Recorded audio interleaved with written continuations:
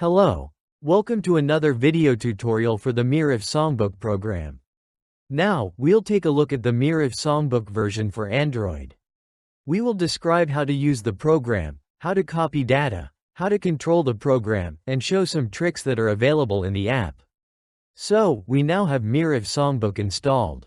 We downloaded it from the Google Play Store, and we'll launch it by clicking on the icon on the home screen.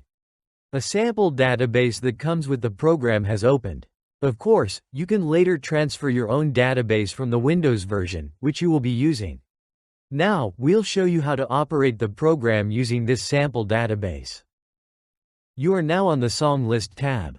Up here in the menu, you'll see several icons that you can use. First, let's take a look at this icon, which is the database list. When you click on it, you'll see all the databases that you've transferred to the Miraf SongBook program. By simply switching between these databases, you can select the one you want to use. Here is the filter list icon. Just like in the Windows version, you can further organize the database into so-called lists, which are subgroups of the database. For example, you can create a list of country songs, rock songs, and so on, and filter only the songs that belong to that specific list. The number of lists is the same as in the Windows version. They are transferred together with the database, and you can use an unlimited number of lists within one database. The next tab is the Playlist tab, where you can choose the specific playlist you want to use. If I go back to the main tab, the songs you've selected will always be shown here in this part. So either the songs you've selected from your database will be shown here, or those chosen using the list, or those that belong to a specific playlist. This way, you always have just one screen, showing all three options that are currently selected. This icon is for searching the database. From Miraf SongBook version 3, you can choose whether you want to search for songs with or without diacritics.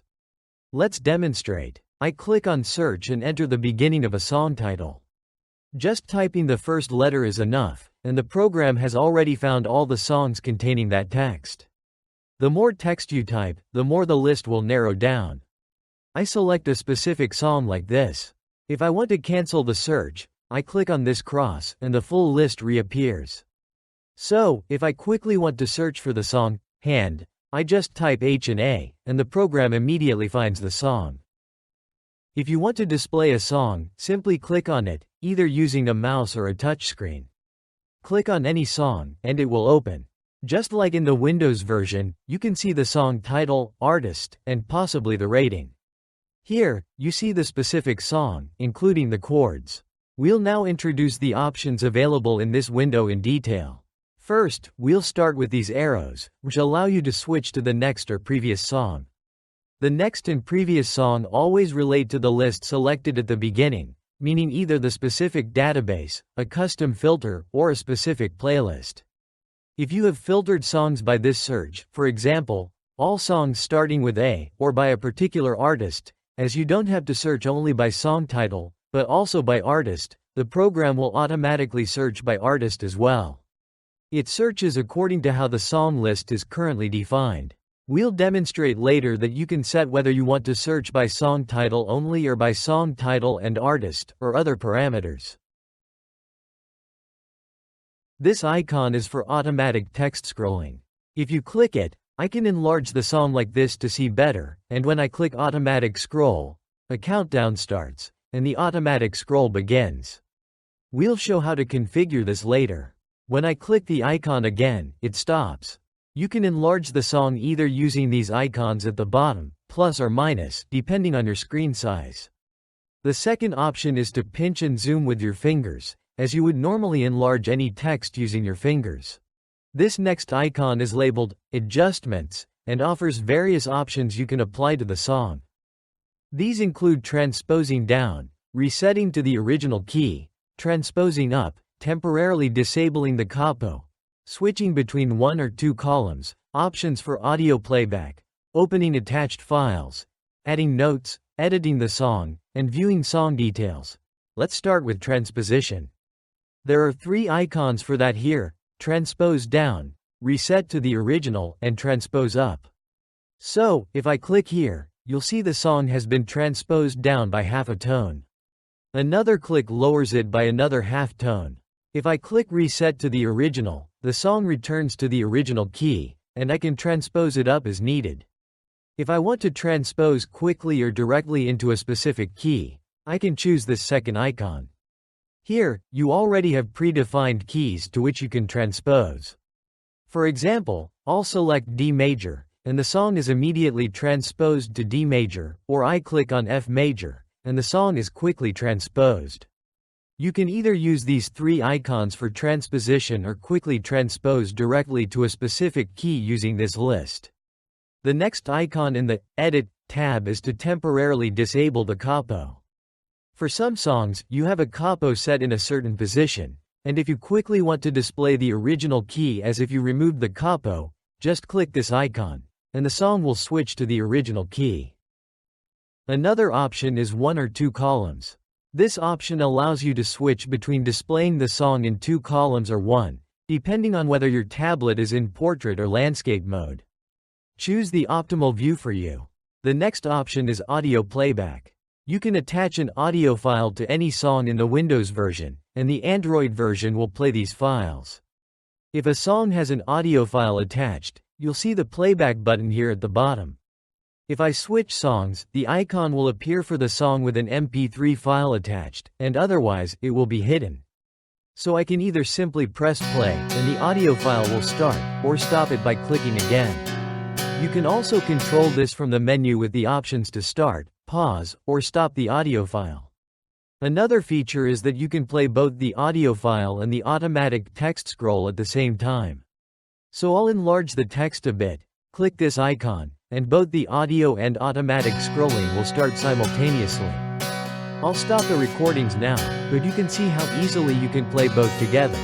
In the Windows version, besides the audio file, you can attach any other type of file to each song, such as a video showing how to play certain chords, a PDF with sheet music, or a JPG image, any kind of attachment. When you click Open Attached File, the attached file will open for the selected song, provided you transferred the file from the Windows device to your Android device. We'll discuss how to transfer files in another part of this video course. Another tab here is Notes. When you open the notes and write your own text, like I might note that I'm playing the song from D major, I click Save here. The note is saved, and I can return back. Whenever you switch to any other song here and display the notes, you can see the note. The note is saved within the entire database, or more precisely, within the whole Miraf SongBook program. It is not tied to a specific song but is a general note. If you don't want to save it, you can always go back using the back button on your Android device. Just click back, and you'll return to the previous screen. Another option available is editing the song. The Android version primarily serves as a reader for your databases, so it is not a fully fledged song editor.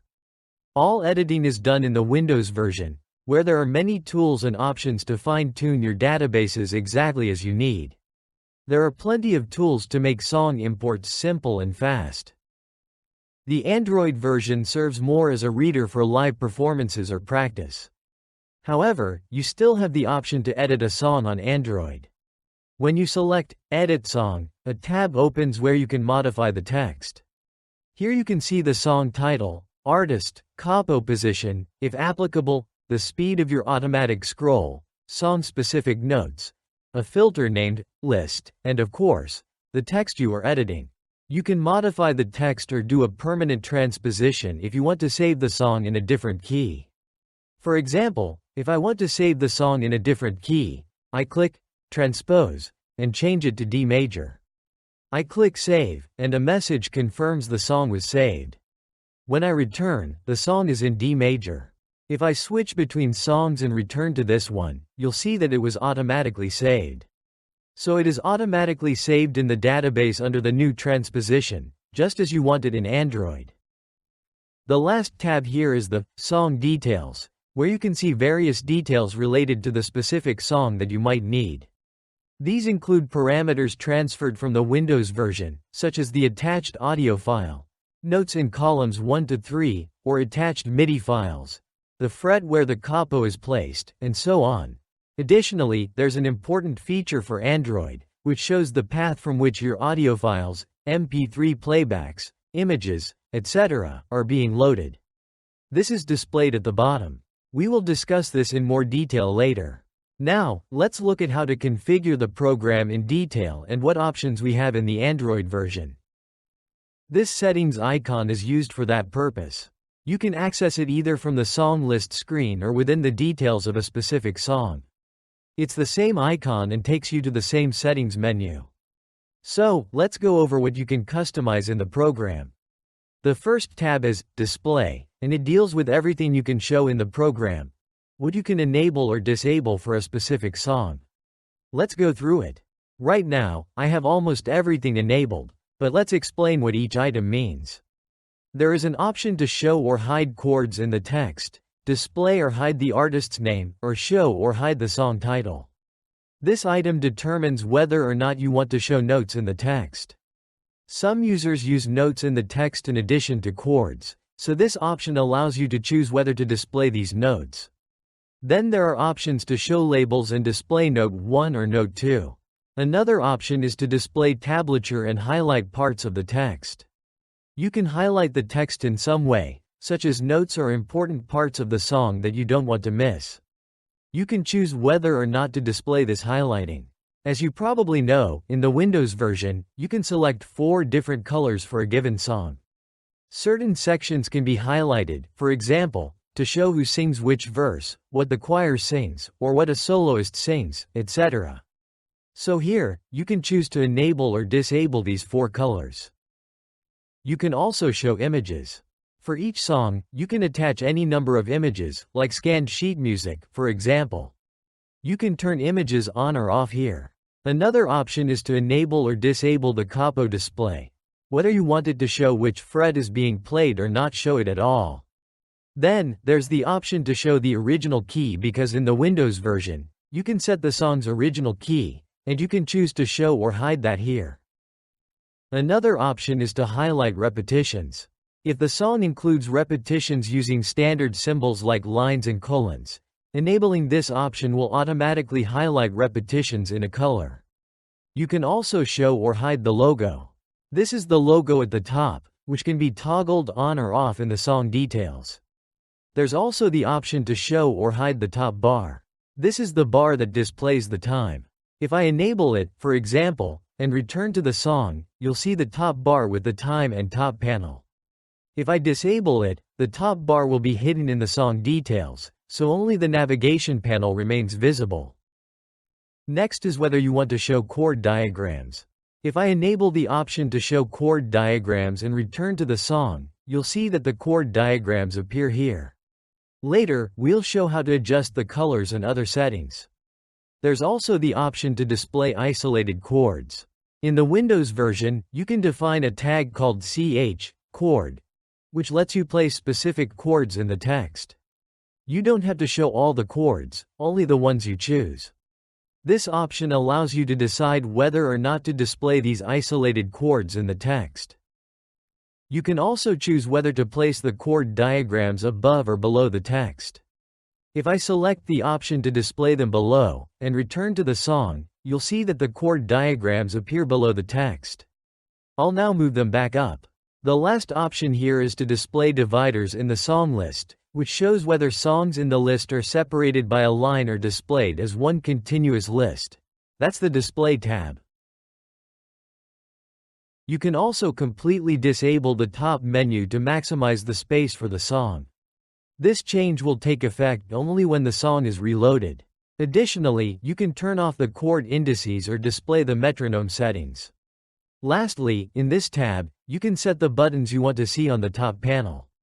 Each user can customize it to show only the buttons they really need. Next is the Sizes tab, where you can adjust the sizes of various parts of the program. You can change the size of the text, chords, notes, and note sizes, control the size of tablature, the song title, artist, list sizes, blank line sizes, capo size, original key size, and the size of chord diagrams. For example, I'll set the chord diagrams to be very small, return to the song, and you'll see the chord icons are tiny. Or I could set them to be very large. I return, and the chord diagrams are large. Of course, on a larger display, you'll see everything at once. Here, we're demonstrating on a tablet with a relatively small resolution, so I'll set them back to very small. The next tab is Colors. Just as you can toggle and adjust the size of all possible program elements, you can also customize their colors. You have the option to choose the colors for chords, background, notes, labels, artist, highlighting, and so on. Important options include the background color and the color of the navigation panel. Next, the menu color and background of the song list are significant, which we'll discuss in conjunction with themes. You can also customize the song list color, capo color, and index color. For example, you can also change the color of icons in the menu, whether you want them light or dark. I currently have a light background, so even if I switch the icons to light, they might not be highly visible, but you can still see them. Now, I'll switch back to dark icons. You can also decide whether you want chord diagrams to be light or dark. I'll uncheck the box for light, and now it's switched to dark mode. So, as you can see, the chord diagrams are now dark. In short, you can adjust the appearance of every parameter in the program, whether you want them visible or not.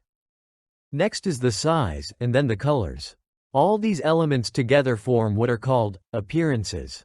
Just like in the Windows version, you can also set your own appearances in the Android version. Since version 3, several predefined appearances are already included in the program, which you can use.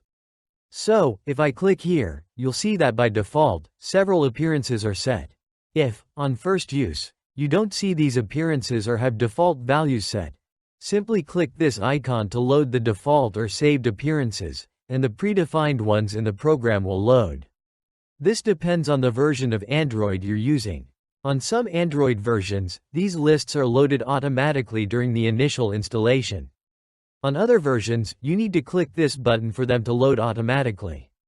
Also, if you transfer your settings that you previously saved and then restore them to the program, for example, after reinstalling, the appearances might not load automatically. So, if you want to load your own appearances that you manually copied into the program, we'll discuss this further. Just click this button, Load Default, and the settings will be applied. Let's now quickly show how to switch the program to a dark appearance. I'll click here on 3 black, and it tells me that the dark mode has been set. When I return to the program, you can see that the entire program is now in black. If I switch back to the song list, you'll see that even the list is in this color. For example, if I click here, select Appearances, set it to blue, as in blue, return back, you can see the program switched to a blue appearance. Similarly, when I open the songs, you'll see they are blue. As I mentioned, you can control and change all the parameters in the program.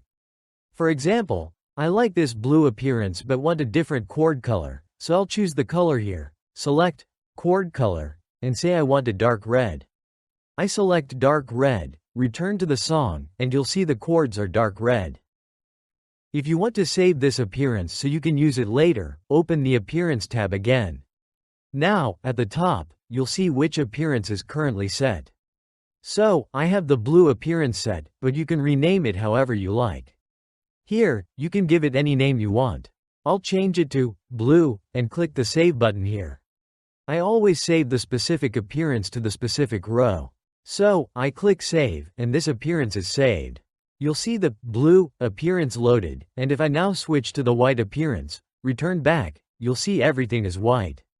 When I return to the appearance I saved, blue, the blue one is set, including the chords. So, you can see how easily you can switch the appearance of the whole program and set any attribute, from text to chords, to all these icons, chord colors, and more. Another option is to change the default font. In the program, you have 3 options. You can choose Arial, Times New Roman, or Courier. I'll select Courier, return back, and you'll see the text in this font. I'll also set a different chord color, for example, gold, so the chords are easier to see. So, you can also choose the default font you want to use. Another option in the program is the scrolling speed. Here you have many options, or rather many times you can set. The number represents how many milliseconds pass between each step of the automatic scrolling. The higher the number, the slower the scrolling. You have two ways to set this. Either you set a specific time that applies to all songs, which is one default step for the scrolling speed, or a better option is to use the saved value from the database, which means that the value you saved for automatic scrolling in Windows will be used, applying the value already saved in the program. Of course, it depends on the device you're viewing the song on. You might have a small mobile phone with a low resolution, where the song will scroll differently than on a large tablet, for example, in full HD resolution. So, you don't have to keep changing the automatic scrolling speed. In this Android version, you can set it to use the value saved in the database, and then for a specific tablet and display, you can set what's called a scroll coefficient. The coefficient adjusts the value of the scrolling speed based on the size of your display. It either increases or decreases, depending on the size of the screen. This is useful if you're running the database on 5 different tablets, each with a different resolution, so you don't have to adjust the scrolling speed for each song individually. You can set the coefficient here. The coefficient is adjusted in small steps of 0.01, and you can set it up to 3. This way, the scroll speed will work consistently across all devices, regardless of screen size or resolution, and the song will scroll exactly as you need it. Another option is to set the step size, which means how many pixels are scrolled in each step. You can set it from 1 up to 15 pixels per step. The smaller the number, the smoother the scroll but the slower. If you have a very long song with many verses, you can set the step to 15, so the automatic scrolling moves by a larger step, such as 15 pixels per step. Another feature of automatic scrolling is the delayed start. The delayed start is ideal if you want to start your song, activate the automatic scrolling, and have time to prepare, for example, by picking up a guitar, ukulele, or banjo. Here, you can set the delay from 1 second to 180 seconds. Some users use these long times, for example, when a song is split across 2 pages. So, if I return to this song, this would be 1 page, and when I scroll, this is the second page. They've calculated that it takes 2 steps, so they set a very long delayed start, maybe up to 60 seconds, because they want the automatic scrolling to start after 1 minute. So, they play the first 2 verses during that minute, and the scrolling starts, say, after 60 seconds. That's why there are times up to 180 seconds. Another important parameter is text wrapping. If I open this, you have 2 options. Either you set a fixed size or you wrap the text to fit the width. If you set it like I have here, wrap to width, the chords and text are always displayed across the entire page. You can see this here, from left to right margin. This only works if the chords are placed in the text. If the chords are placed above the text, it doesn't work because exact spaces must be calculated to ensure that the chord is above the correct word. So, this wrapping only works when the chords are in the text, and it's not essential if both the chord and text fit on one line.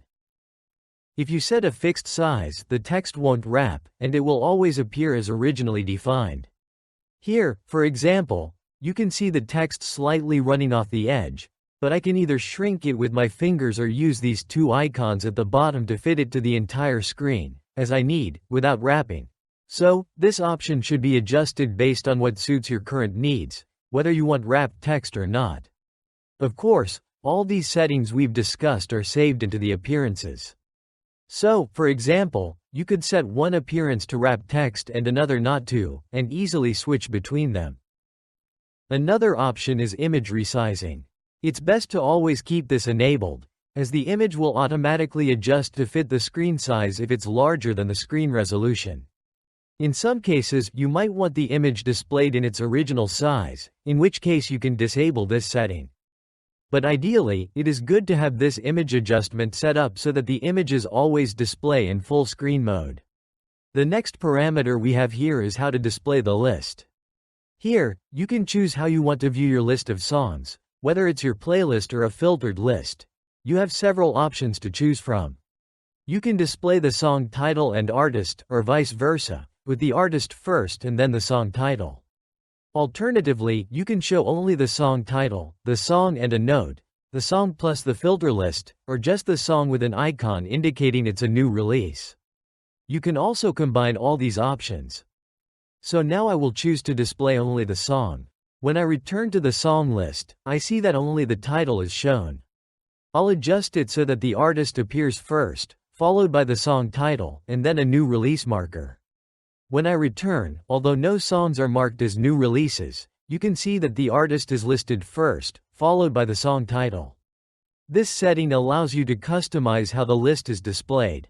For example, I find it optimal to show the song title followed by the artist. Returning to the list, you can see the song and the artist displayed. Another option is how you want the song title and artist to be displayed. You can choose to display them on separate lines, on the same line, or with the artist on one side and the title on the other. Let me demonstrate. I'll set it so each appears on a separate line. When I select a song, you can see the song title on top and the artist below it. I can also set it so they appear on the same line, but with the artist aligned to the right. Returning to the list, you'll see the song title on the left and the artist on the right. This allows you to customize how these two items are displayed. Now I'll switch back to having them on separate lines. Let's move on to the next option. Here, you can choose how you want the ratings to be displayed. Currently, I have ratings turned off, but they can be shown above the song title, below the title, under the artist, or at the end of the song. I'll choose to display it at the end of the song. When I scroll down, you can see the song rating displayed at the bottom. The next parameter is how you want to sort your song list. You have two options. Either you can sort the list alphabetically. When this option is checked, or if unchecked, the songs will be displayed in the order you saved them in the Windows version. In the Windows version, you can organize the songs in any order or based on any column. The way you save it there is how it will display on Android. If you choose alphabetical order here, the songs will always be sorted by their title alphabetically. This next setting controls whether you want to display the floating panel for audio file playback.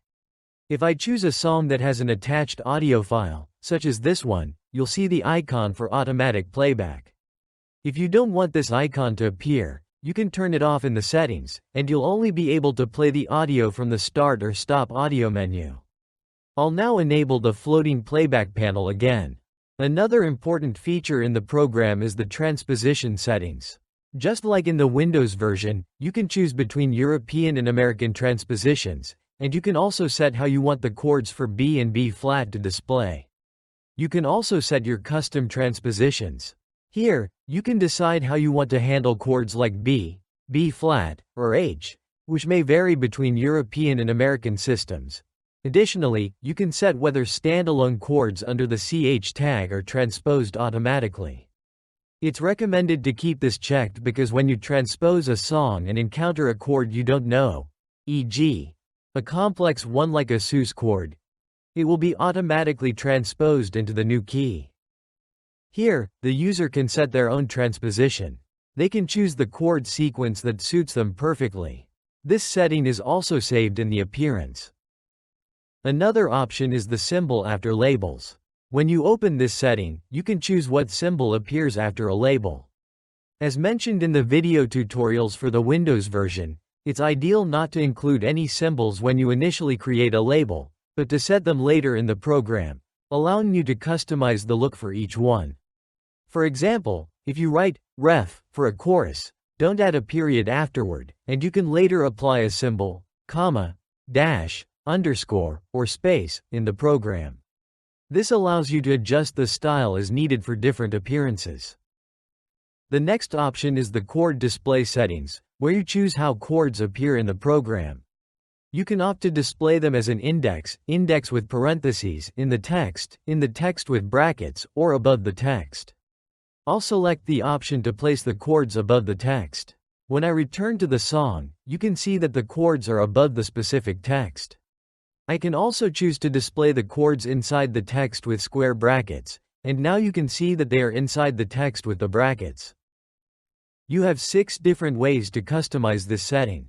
If the chords are displayed above the text, as I mentioned earlier in the video, the text won't wrap. Text wrapping occurs only when the chords are embedded in the text or displayed as a superscript. When the chords are above the text, no wrapping occurs. Another option is how you want the tones to display. You can choose to display tones in the text or as a superscript, and you can also set whether the tones are automatically transposed when you transpose the song.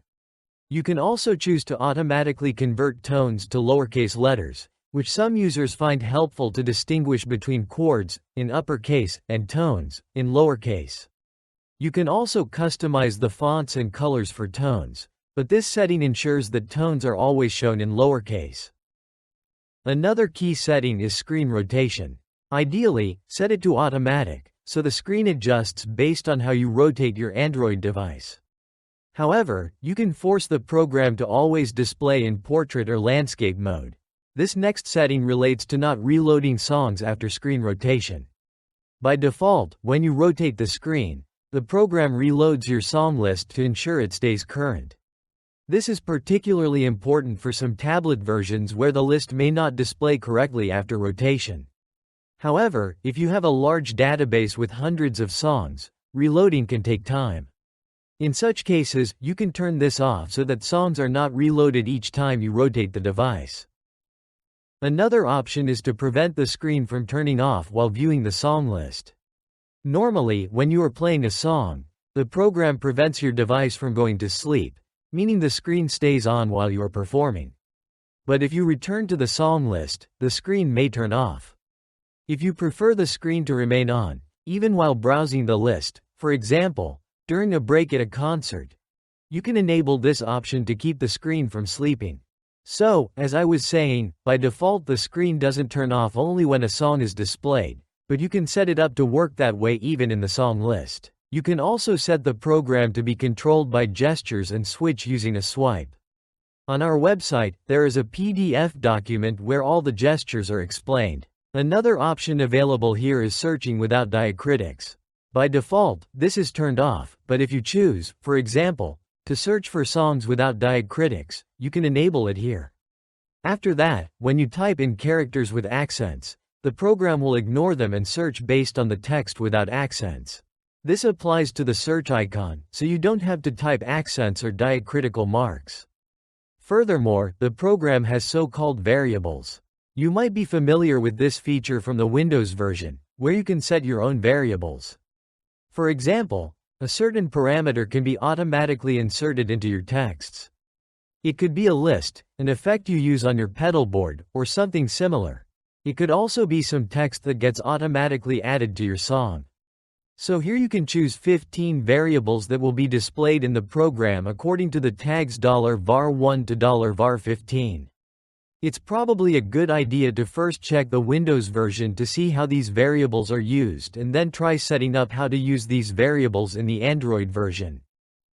There's a video tutorial available that covers using variables in the Windows version. In the program, you can also choose which instrument you're using, and your chords will adjust accordingly. By default, the program has preset chords for guitar, ukulele, mandolin, banjo, tenor banjo, and 4 options where you can define your own chords for 4-stringed, 3-stringed, 5-stringed, and 6-stringed instruments. You can create this database in the Windows version, and there's also a video tutorial explaining how to set it up. Then, in the Android version, you simply select which chords you want to use. For example, I might now choose ukulele chords, and when I return to a specific song, I can see that the chords displayed are for ukulele. If I decide I want to use mandolin chords, I just click on mandolin, and I see that the chords switch to mandolin chords. One of the most important features of the program is that you can automatically download your databases via the cloud. This means that you can easily save your songs in the Windows version to the cloud and download them here in Android. You don't need to connect the program via cables or transfer databases using a file manager. You can quickly and easily download them via the cloud, and they'll be available in the program. The process is as follows. In the Windows version, you save the databases to the cloud server. As I've mentioned several times before, there are additional video tutorials that show you how to work with the Windows version and how to save songs to the cloud.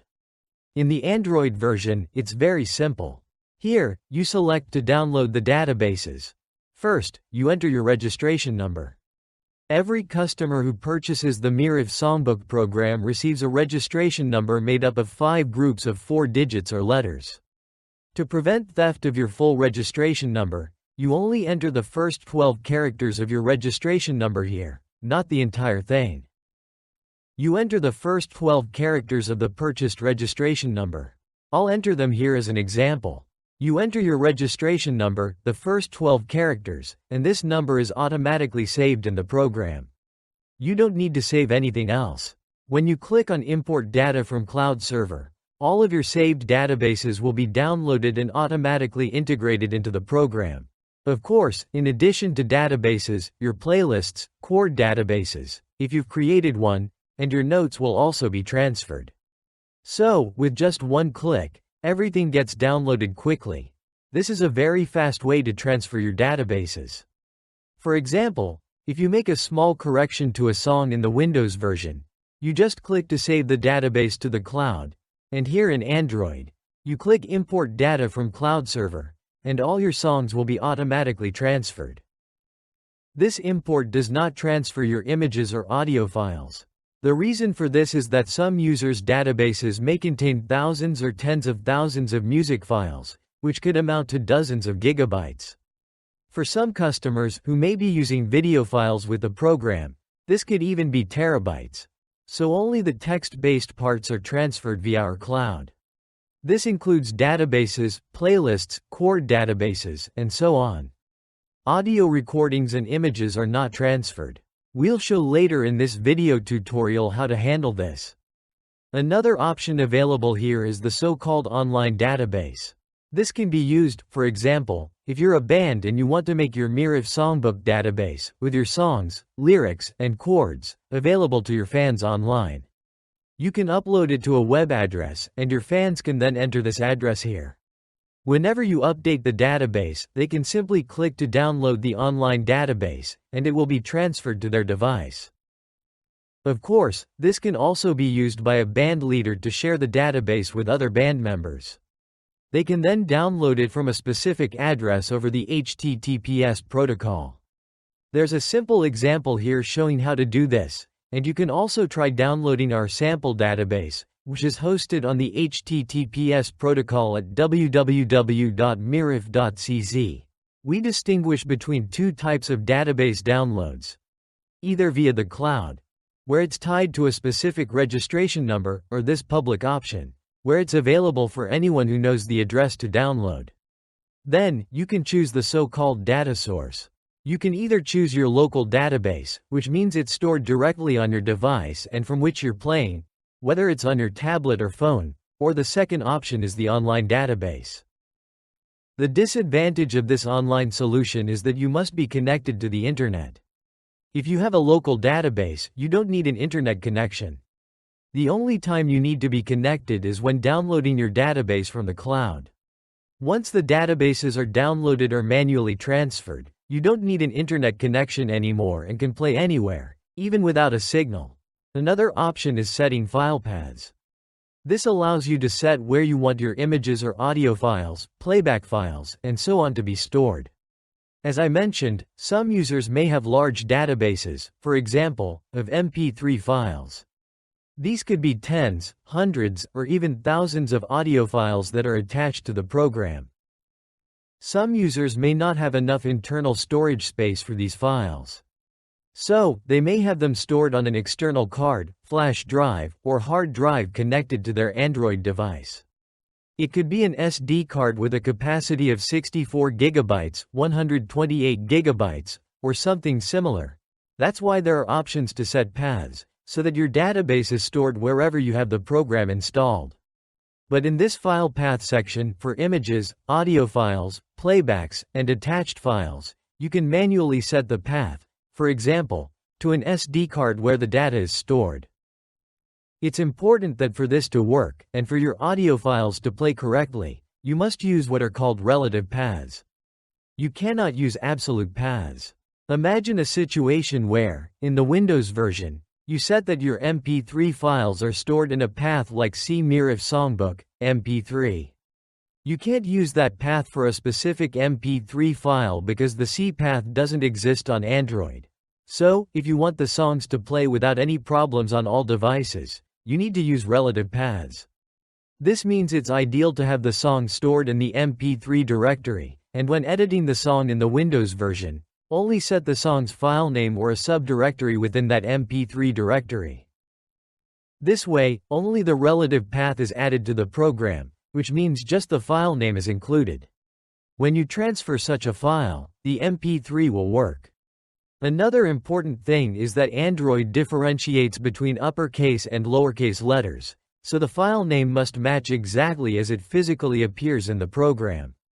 So, for example, if you want to store your MP3 files on an SD card, you can click here and set the path to where your files are saved. How do you find or set that path? Now, I'll switch to the File Manager, Total Commander, but you can use any other file manager you typically use on Android. Here, you'll find the path you need to set in the program. You'll do the same for images and other files. In cases where a file manager can't be used because newer Android versions block access to folders, you can find the path by connecting the tablet, phone to a computer and checking via Windows. Now, let me switch back to the Miraf SongBook program. Here, you need to set the path for images. For example, it's storage, then the ID number, then Miraf SongBook images. This path must match exactly. If you have relative paths saved in the program, not absolute ones, your images or audio files will display and play correctly. I'll return to a specific song now. When you choose this option and open the song details, you'll see where the program is currently looking for your files. This means the database looks in this path for audio files, and playback files are searched here. There's one more switch. You can set up MP3 playback in the program. This is explained in detail in the Windows version, showing how playback works. But in short, it works like this.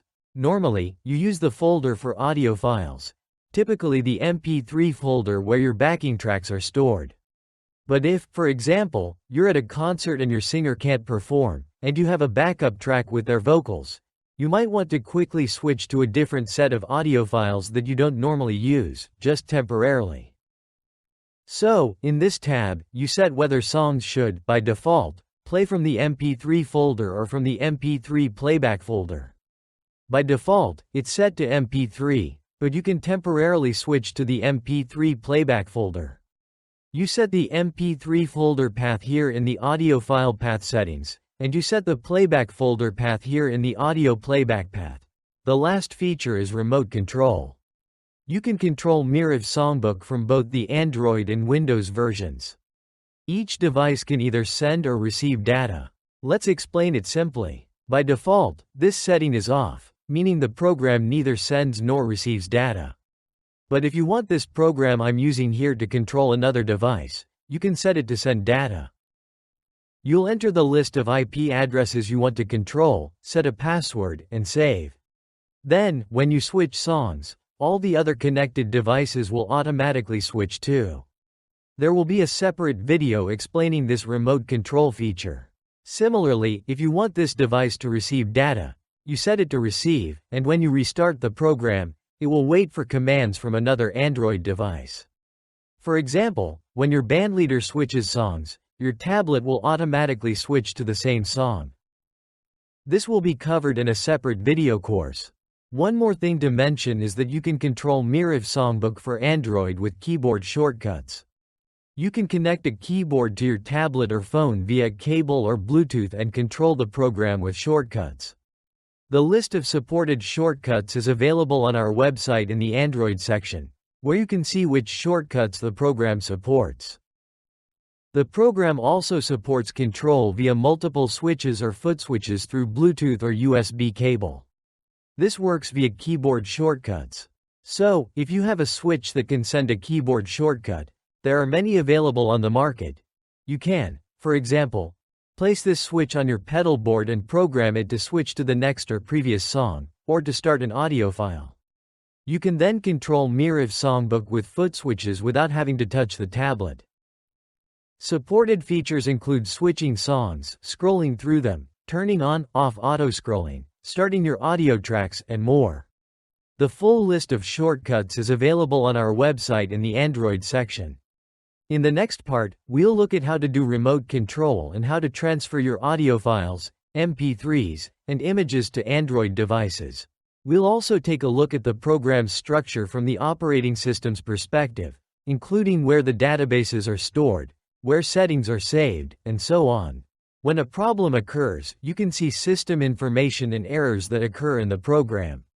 And you can also set the default language of the program, either automatically or directly select the desired translation. Thank you for watching and goodbye.